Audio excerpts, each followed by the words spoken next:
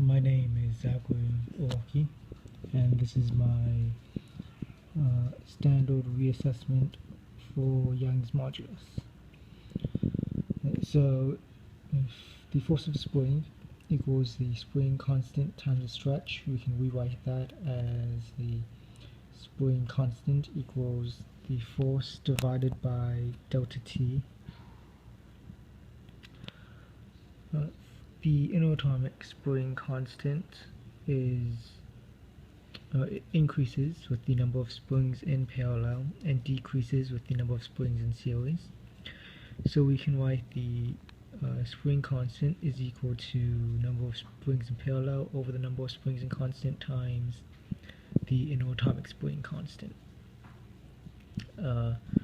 We plug in number of springs in parallel is just the cross-sectional area divided by d squared, and the number of springs in series is the length divided by d, where d is just equal to the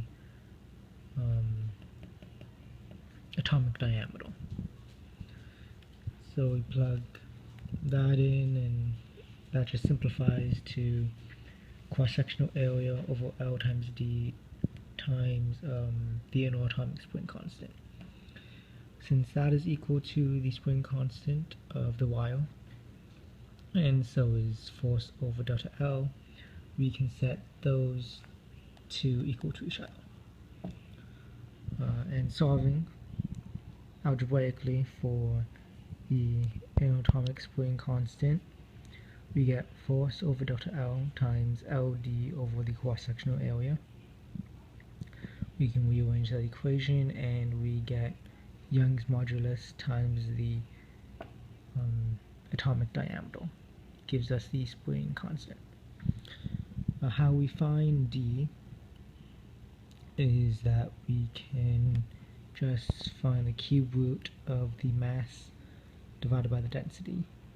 That would be assuming we have the mass in grams or kilograms per atom. Whether it's grams or kilograms just depends on whether we have the density in grams or kilograms. So if we have the molar mass of whatever our wire is made out of, we can divide that by Avogadro's number, 6.02 times 10 to the 23rd, and we would divide by that number here instead of multiplying, because if we multiply we would get a larger number for our mass per atom than for a mass per mole, which would be incorrect. So we can then use that, and if we solve for Young's modulus, plug both of those in and find the interatomic spring constant, which should be in units of newtons per meter, which makes sense because if force is in newtons and stretch is in meters, our inertomic spring constant will have to be in units of newtons per meter.